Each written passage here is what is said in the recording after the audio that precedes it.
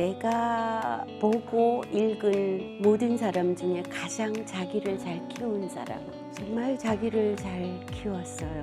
괴테가 천재인지는 모르겠어요. 그러나 자기를 너무 잘 키워서 어떤 어려움이 닥쳤을 때 피하거나 돌아가거나 하지 않고 정말 그 정면 대결을 confrontation.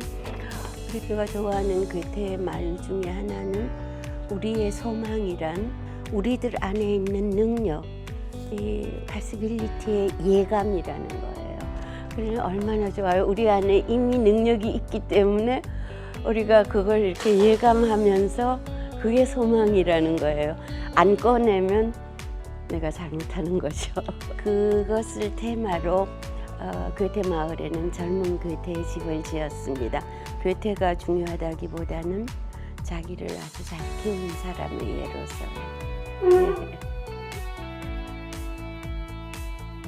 보통 번역을 하면 좀 뭔지 번역이 좀 매끄럽지 않다 이런 평들을 많이 하는데 나는 의견이 좀 다릅니다. 원문과의 밀착도입니다. 원문하고 아주 가깝게 번역하는 게 나의 목표인데요. 왜 그런가 하면은 원문하고 가깝게 번역을 하면은 조금 어색하더라도 읽는 사람들이 아 이게 뭐겠다 뭐 이렇게 좀 생각을 해볼 수가 있는데 원문하고 밀착되지 않는 채로 매끄럽게만 번역을 해버리면 전혀 독자는 원문에 가닿을 길이 없어져요. 그래서 좀 원문에 충실한 번역을 아주 절대 목표로 생각하고 있습니다.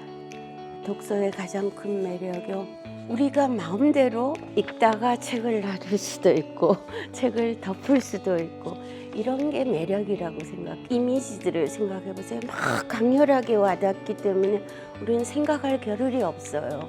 근데 책을 읽는다는 거는 읽다가 마음에 안 닿으면 이렇게 좀 덮어놓을 수도 있고 이건 뭐지 하면서 한번 다시 읽을 수도 있거나 그렇게 해서 결국 그 생각할 수 있는 시간을 주는 것이라서 사실 우리가 이렇게 과학의 시대가 될수록 생각할 수 있어야죠. 우리가 기계 밑으로 들어갈 수는 없잖아요.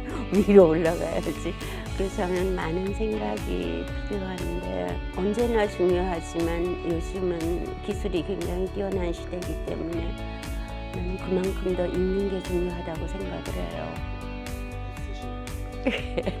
아주 무식한 방법이 있습니다.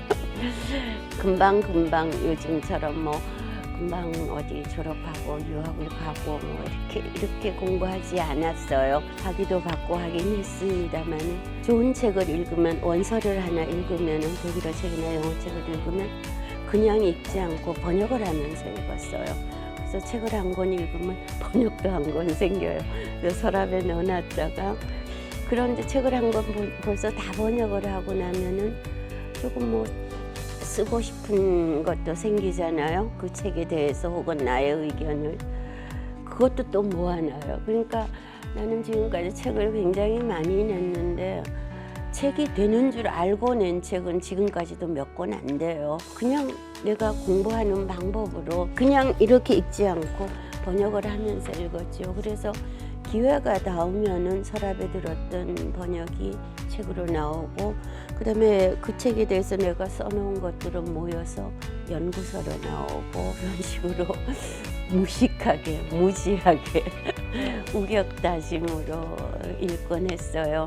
효율적인 방법은 아니지만 그렇게 했기 때문에 책 한 권 한 권을 굉장히 깊이 읽을 수 있었고 그렇게 읽다 보니까 아주 넓은 세계가 또 열려오고 그랬어요.